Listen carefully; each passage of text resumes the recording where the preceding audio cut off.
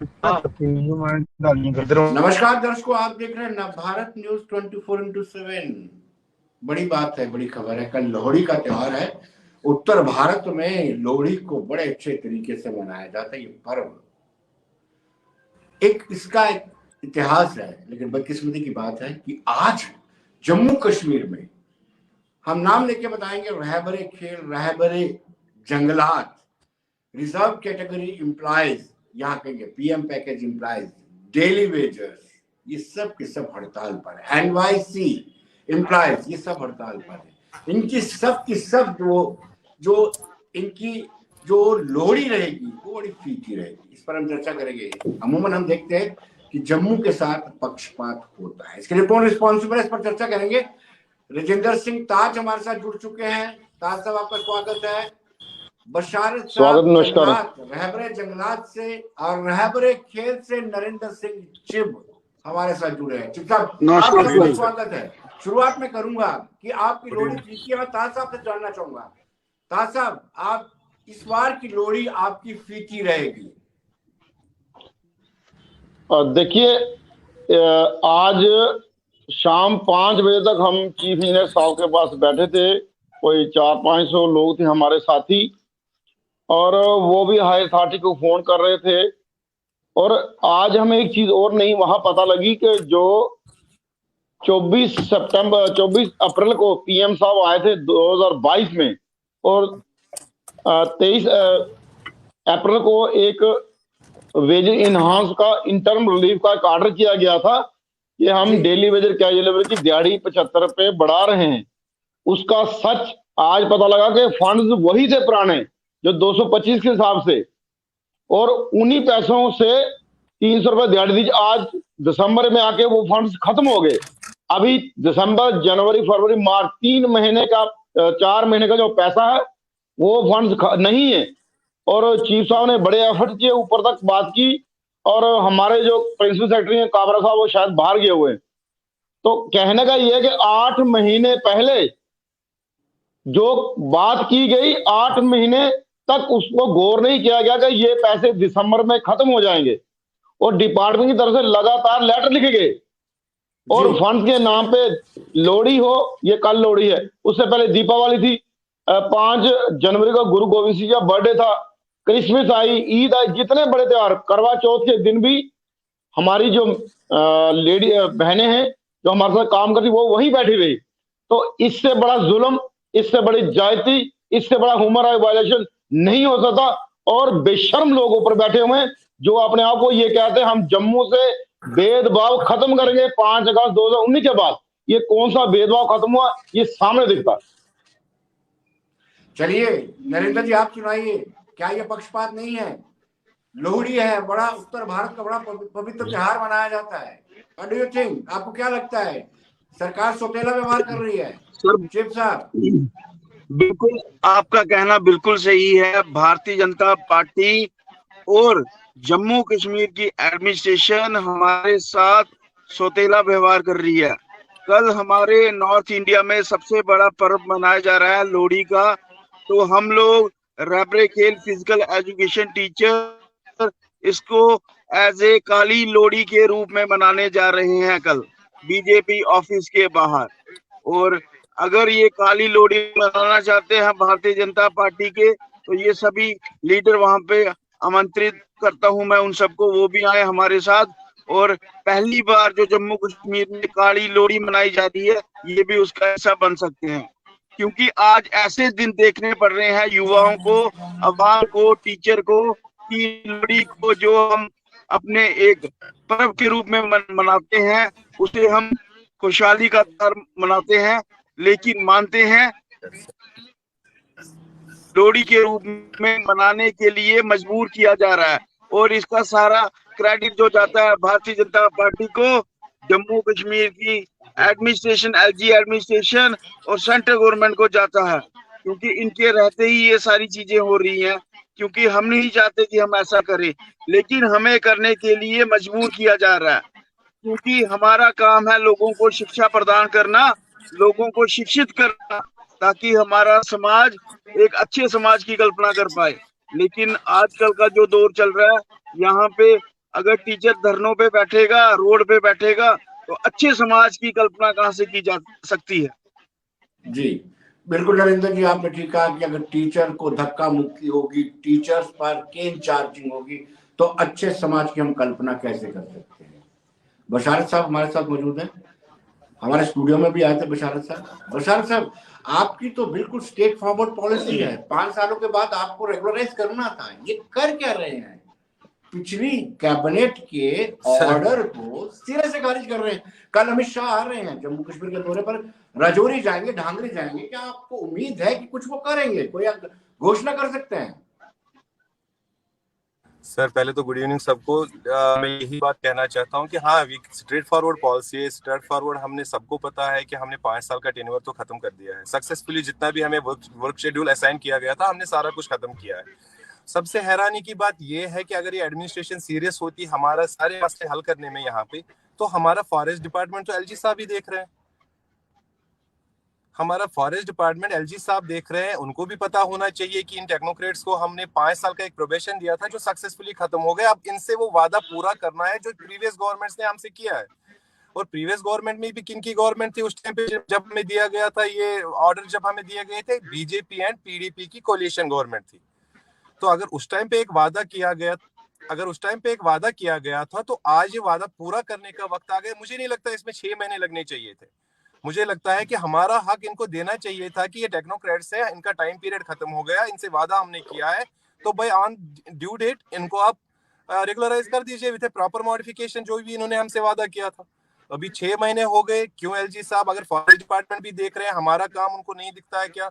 हम तो उनके भी प्रोजेक्ट्स करते हैं, हमारे सारे लड़के सारे प्रोजेक्ट्स करते हैं जो भी डिपार्टमेंट में टेक्निकल काम है। मेरे ख्याल से सर इनको जागना चाहिए अभी एक बार कि यूथ को ये त्योहार, जैसे कि आपने बोला कल लोहड़ी है, क्यों लोग सड़कों पे मनाए लोहड़ी अपने परिवार को छोड़ के, जबकि उनका हक है जो वो हक मांग रहे हैं इनसे, इनको देना चाहिए वो हक। ये आईवॉश बहुत गेम हो चुका, हम यहाँ के यूथ सारे बहुत पीछे जा चुके हैं। कम से कम इनको अब सोचे कि अगर यूथ पावर ये कह रहे हैं, तो यूथ पावर को इस वक्त इतना भी बूढ़ा मत करो कि वो लास्ट में रिटायरमेंट की एज पे अपना हक मांगने आ जाए। हम अभी है, हमारे पास अभी है कुछ साल, हमारे सीनियर्स की एवरेज एज 45 साल है। 45 साल के बाद आप मुझे बोल दीजिए और डिले करेंगे तो कब तक करेंगे? जब वो 50 पहुंचेंगे, 52 पहुंचेंगे, तब तक डिले करेंगे। मेरे हिसाब से सर इनको अभी नींद से जागना चाहिए, क्योंकि सारा यूथ जे&के का सड़कों पे, और एक बार उनको उनका हक देना चाहिए। चलिए, बिल्कुल आपने ठीक कहा। ताज साहब से एक मरतबा फिर जानना चाहते हैं, ताज साहब, एक बार फिर सरकार ने आपके साथ पक्षपाती रवैया इख्तियार किया है। जो वेजेस इनहांस करने की बात थी वो भी सही निकली है, वो भी सच नहीं हुई है, सही नहीं निकली है। बिल्कुल झूठ है। और मैं पक्षपात नहीं कहूंगा, ये जुल्म कहूंगा। ये जुल्म है कि आप लोग जल ही जीवन कहते हो और जल पिलाने वालों का जीवन नरक किया जा रहा है। इसका जिम्मेवार कौन है? आप बाकी लोगों पे ब्लेम करते हो कि बाकी लोगों ने जब प्रोजेक्ट बनाए तो उन्होंने मैन पावर का कंपोनेंट नहीं रखा।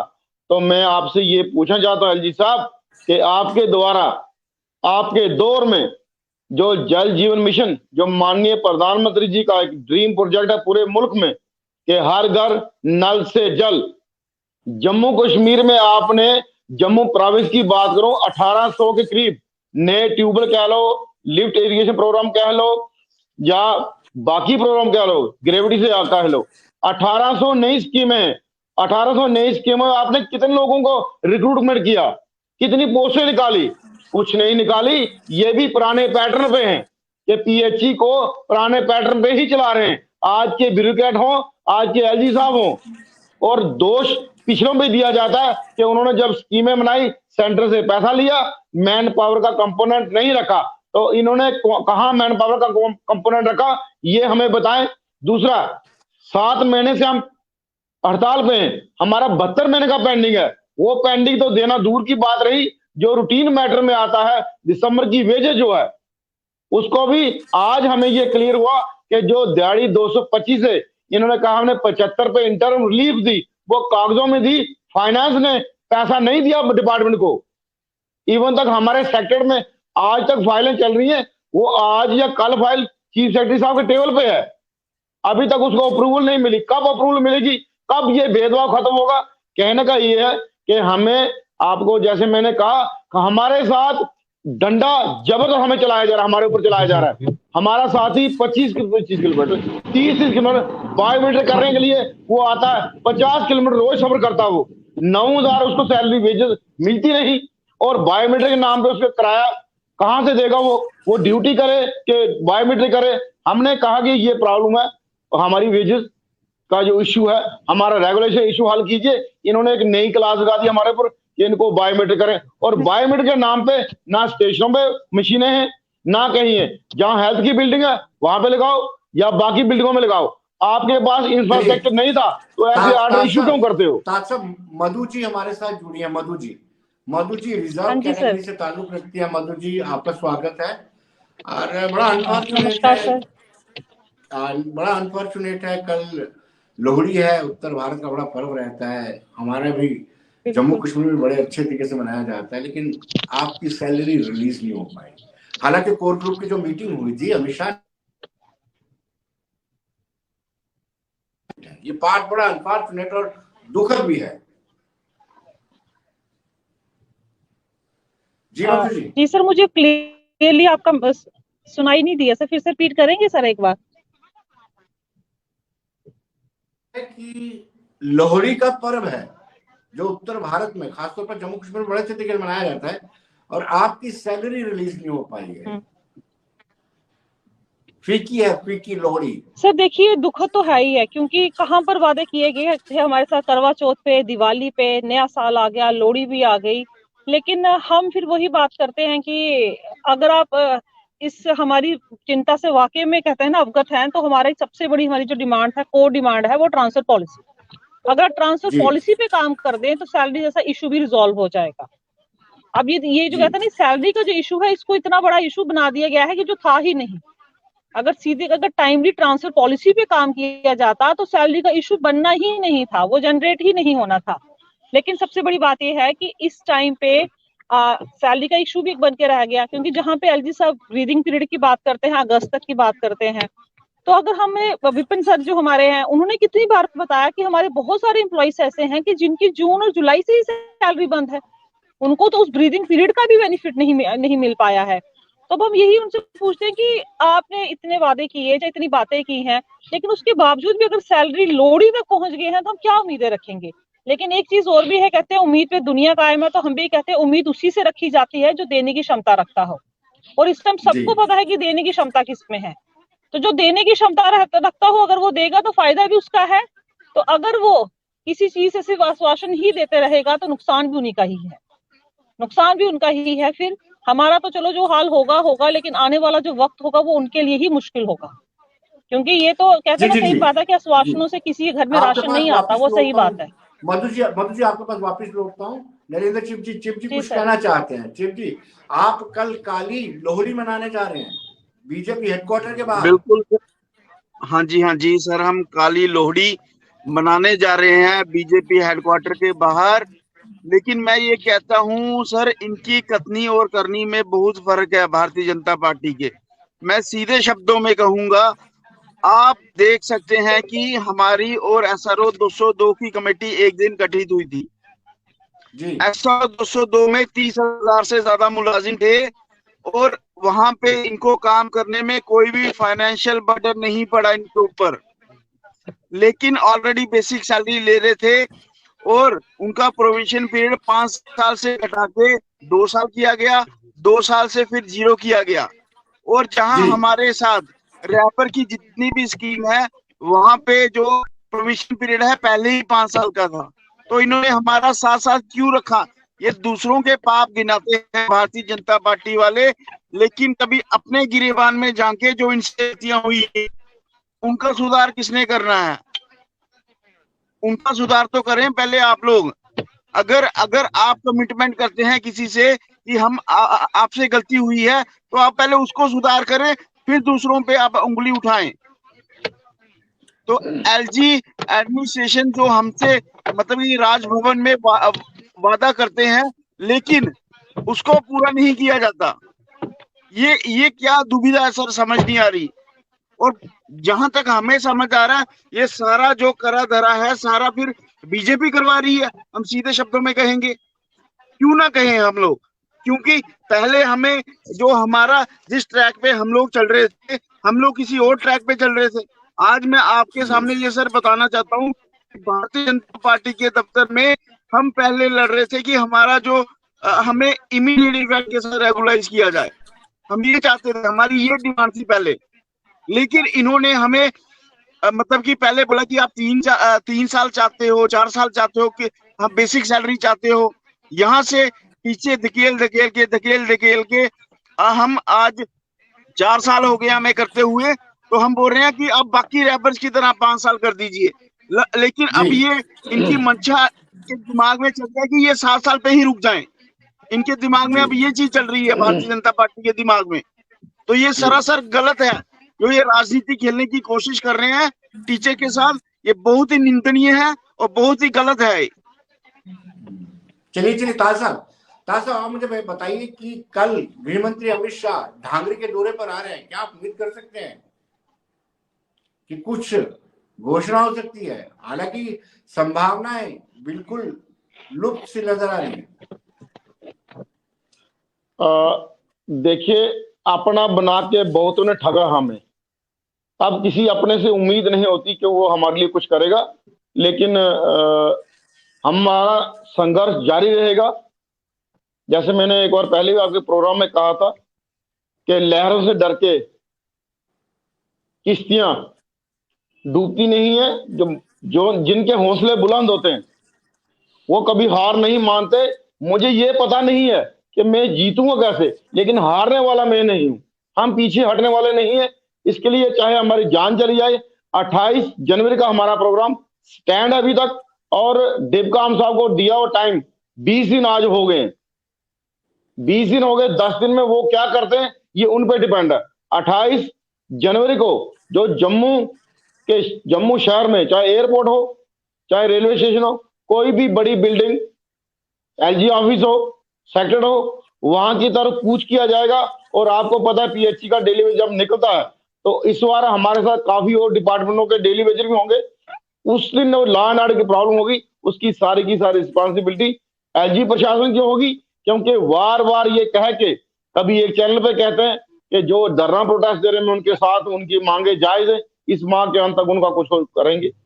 लेकिन उससे पहले 11 नवंबर को भी 2020 को भी हमसे वादा किया गया था।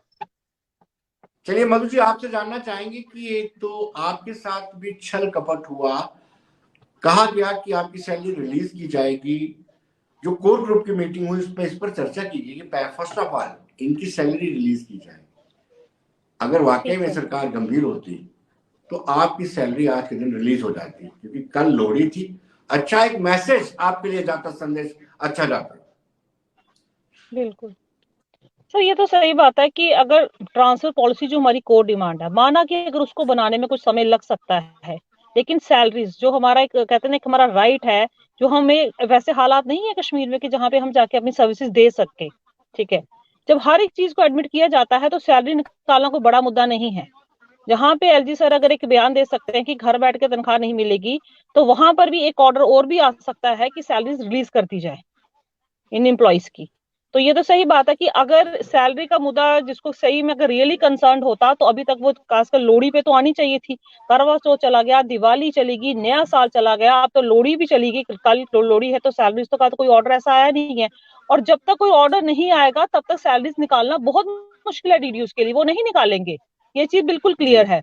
लेकिन हम अब एक ही चीज की उम्मीद रखते हैं कि जब भाई हमारी बात को जो आपने जेन्युइन जस्टिफाई माना, तभी एलजी सर ने कमेटी बनाई हमारी ट्रांसफर पॉलिसी को लेके, जिसको रिकॉन्स्टिट्यूट भी किया गया और जिसके चेयरमैन आज भी नहीं है। ठीक है, लेकिन जब आपने कमेटी बनाई तब आपने कुछ सोच समझ के कमेटी बनाई होगी ना। जब आपने हमें एक वर्बल एश्योरेंस दिया, फिर उसके लिए कमेटी भी बनाई गई, तो जब आपने कुछ सोच समझ के डिसीजन लिया तो आपको उस पर काम करना चाहिए, उस कमेटी की रिपोर्ट भी लेनी चाहिए।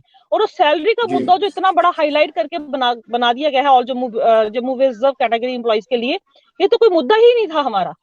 हमारी जो कोर डिमांड थी ट्रांसफर पॉलिसी, अगर आप उस पर टाइमली काम करते तो सैलरी का इशू जनरेट होना ही नहीं था, जिसको अभी बहुत ज्यादा कहते हैं ना हाइपर कर दिया गया है कि ये सैलरी का है। लेकिन अगर सैलरी देना चाहे सरकार तो उसके लिए कोई इतना बड़ा इशू नहीं है। लेकिन उससे भी बड़ा एक सवाल ये उठता है कि जब होम मिनिस्टर लेवल तक इस बात की हमारी जो डिस्कशन हो चुकी है हमारी डिमांड्स को लेके, अगर फिर भी ना हल निकले तो फिर हम सोचेंगे कि फिर हल कहाँ से निकलेगा। फिर हम चलिए, बीजेपी से डायरेक्ट पूछते हैं कि अगर होम मिनिस्टर लेवल पे जाके भी बशारत जी हमारे साथ जुड़े हैं, वो भी आप ही की तरह सड़कों पर है, रोड्स पर है और रहबरे जंगलात से ताल्लुक रखते हैं। बशारत साहब, क्या लगता है, नीयत है सरकार की नीयत पे आपको डाउट है, शक है? सर अगर नीयत होती तो हम सड़कों पे ही नहीं होते। अभी तक तो शक ही शक है, क्योंकि अगर एडमिनिस्ट्रेशन तक इतनी बात पहुंची है, बात एडमिनिस्ट्रेशन तक आप ये कह रहे हैं कि हमने बात सेंटर में भी करी है, तो दैट मीन्स अगर उन्होंने भी सुना है तो क्या एलजी साहब नहीं सुन पा रहे हैं? यहाँ के चीफ सेक्रेटरी साहब नहीं सुन पा रहे हैं? अगर वो सुन रहे हैं तो हम तो यूथ उन्हीं का है ना, यहाँ पे स्टेट का यूथ है, हम यूटी का यूथ है, यहाँ पे सड़कों पे क्यों है? वो तो सुन ले कम से कम। अगर दिल्ली तक इन्होंने बात सुना दी तो ये क्यों नहीं सुन रहे हैं? यहाँ पे इनको सुनना चाहिए। क्यों सारी इतनी लेडीज टीचर्स है रहबरी खेल की, उनके बच्चे तक सड़क पे हैं, कहाँ कहाँ से आए हैं वो हमारे साथ रहबरी जंगलात में, कहाँ कहाँ से आए हैं वो इस वक्त इतनी सर्दी में यहाँ पे बैठे हुए हैं।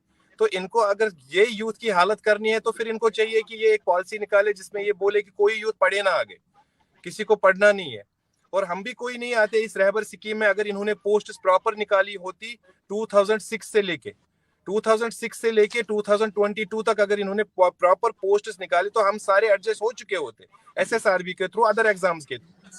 तो हम तो कहीं ऐसे नहीं आने वाले थे कि हम ऐसे ही आ गए। हमारी अप्रोप्रिएट डिग्रीज है सबकी, रहबरी खेल हो, रहबरी जंगलात हो, सबकी अप्रोप्रिएट डिग्रीज है अपने फील्ड के लिए। तो ये सुनेंगे कब? यही मसला है।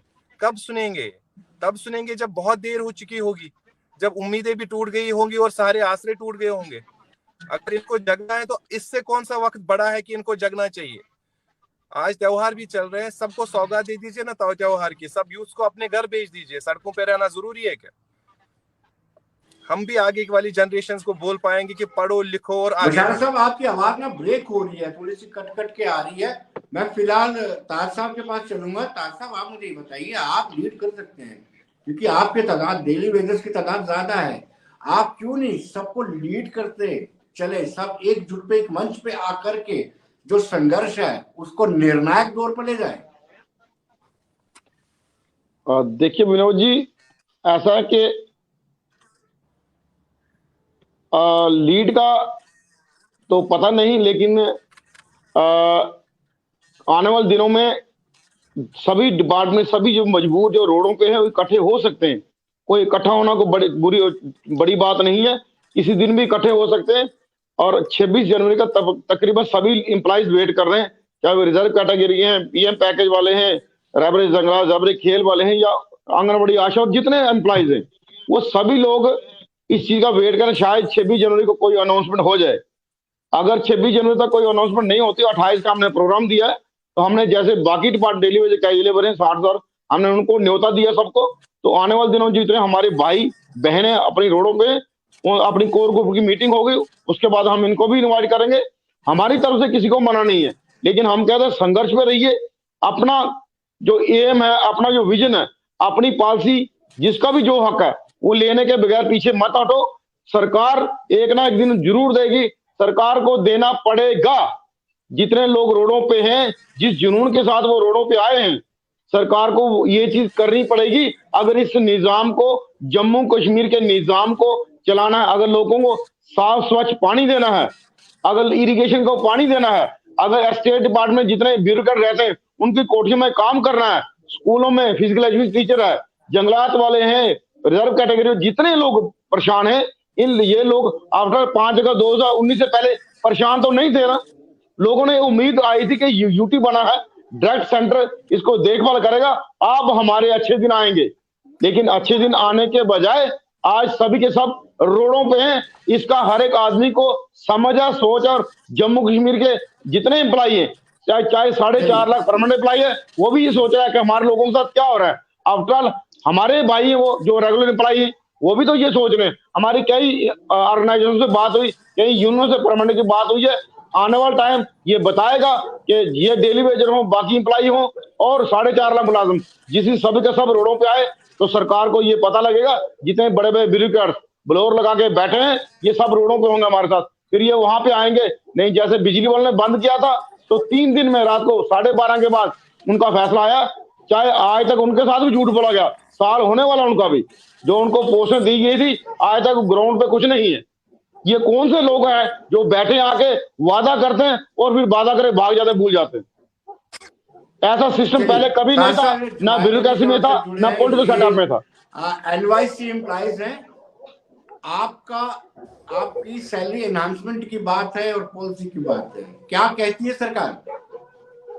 जी सर, क्षमा चाहता हूं, मैं थोड़ा लेट हो गया सर। एनवाईसीज का अभी तक का जो सर हमारी सैलरी का और कुछ लेफ्ट आउट सर एनवाईसीज हैं सर, कंटिन्यू जो है उसकी सर हम स्ट्रगल कर रहे हैं, कंटिन्यू स्ट्रगल हो रही है, लेकिन अभी तक जो है सरकार की तरफ से कोई भी टस से मस नहीं हो रही है। आज पिछले कुछ दिनों से बीजेपी ऑफिस तरकुटा नगर के बाहर भी सर ये प्रोटेस्ट चल रहा है एनवाईसीज का, लेकिन उसके बावजूद भी सर 2500 सर जो एनवाईसीज को सैलरी दी जा रही है।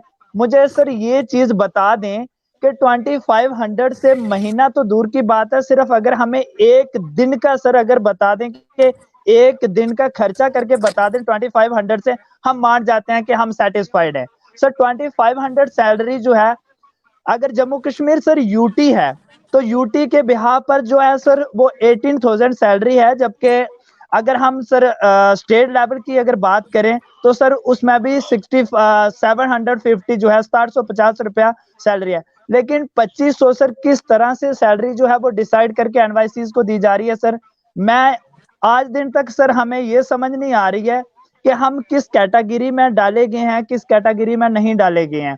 2500 सर सैलरी दी जा रही है, 571 सर जो लेफ्ट आउट एनवाईसी हैं वो सर 2017 से लेकर सर आज दिन तक उम्मीद लगा के बैठे हुए हैं कि हमारा मसला जो है वो सॉर्ट आउट होगा, हमारी बायोमेट्रिक हो जाएगी, लेकिन अभी तक उसका कोई बायोमेट्रिक नहीं, सिर्फ सर दफ्तरों में घुमाया जा रहा है। अगर हम वेरिफिकेशन करवा के सर 4 दफा सर वेरिफिकेशन करवा कर लेफ्टिनेंट गवर्नर के टेबल पर सर हमारी फाइल जो है वो पहुंच चुकी है, लेकिन सर वहां पे फाइल जो है जाके दब जाती है। और 571 सर ये एनवाईसीज नहीं है, 571 फैमिलीज हैं सर जो जिनकी उम्मीदें जो हैं वो एक फाइल में दबी हुई हैं सर। सर मैं ये समझना चाहता हूं कि अगर इस तरह के खलवाड़ सर करने हैं, इस तरह के खलवाड़ चलते रहे यूथ के साथ, तो सर मतलब यूथ क्या समझेगी कि आने वाला टाइम जो है वो किस तरह का है। लोग जो है अपने बच्चों को सर पढ़ाना छोड़ देंगे। मैं तो ये समझना हूं कि लोग सर अपने बच्चों को पढ़ाना छोड़ देंगे सर, क्योंकि पढ़ाई का कोई बेनिफिट ही नहीं है। अगर पढ़ाई का बेनिफिट नहीं मिल रहा है, अगर लोगों को जो इतनी यूथ सर इतना काम करने के बावजूद जो है एनवाईसीज से सर 2 साल का जो काम करवाया जाता है, उसके बाद जो है एनवाईसीज को रेगुलराइज करने का बताया जाता है कि आपको रेगुलराइज किया जाएगा। सर रेगुलराइज करने के बाद सर 2500 रुपीज उनको पे दी जाती है सर मंथली। सर मैं तो इनसे ये समझना चाहता हूँ कि समय का अभाव है। जी जी नरेंद्र जी, आप मुझे सुन पा रहे हैं? सर सुन पा रहे हैं आपको? जी आप मुझे सुन पा रहे हैं? हाँ जी सर सुन पा रहे हैं आपको सर। नरेंद्र जी, ये कौन सा मजाक है? ये 2500 रुपया सैलरी, 9000 रुपया सैलरी, ये क्या मानव अधिकारों का हनन नहीं है? ये आखिरी सवाल, आखिरी जवाब देंगे आप? ये ह्यूमन राइट वायलेशन नहीं है सर? ये मिनिमम वेजेस एक्ट की वायलेशन नहीं ये है? मजाक की राजनीति की जा रही है इधर। अगर हम कहें तो भारतीय जनता पार्टी ने सोच लिया है कैसे जो है आवाम को प्रताड़ित करना है और इनको सड़कों पे लाना है। ये सोच रहे हैं कि पहले हम इनको सड़कों पे लाएंगे, बाद में इनके साथ वोट की राजनीति करेंगे। तो क्या हम इतने बेवकूफ नहीं है कि हमें समझ नहीं आती कि कौन ये चीज करवा रहा है? ये सारी जिम्मेवारी भाजपा की है जो एडमिनिस्ट्रेशन के कंधे पे बंदूक रख के करवाई जा रही है। ये हमें सब समझ आती है। तो ये आने वाले चुनाव में इसका हिसाब किताब लिया जाएगा। अगर इन्होंने हमारा मसला हल नहीं किया तो इन्हें वोट की चोट जरूर मिलेगी, ये मैं कहता हूँ। जितने भी हमारे टीचर हैं और उनकी फैमिलीज की तरफ से, और जितना भी अवाम जम्मू कश्मीर का सड़कों पे है उनकी तरफ से। नरेंद्र जी आपका बहुत बहुत शुक्रिया, ताज साहब आपका बहुत बहुत शुक्रिया, जमात साहब आपका बहुत बहुत शुक्रिया, मधु जी हमारे साथ जुड़ी, बशारत जी हमारे साथ जुड़े, बलवंत सिंह मनकोटिया हमारे साथ नहीं जुड़ पाए तकनीकी कारणों के साथ। आप सबका बहुत बहुत धन्यवाद। Thank you very much.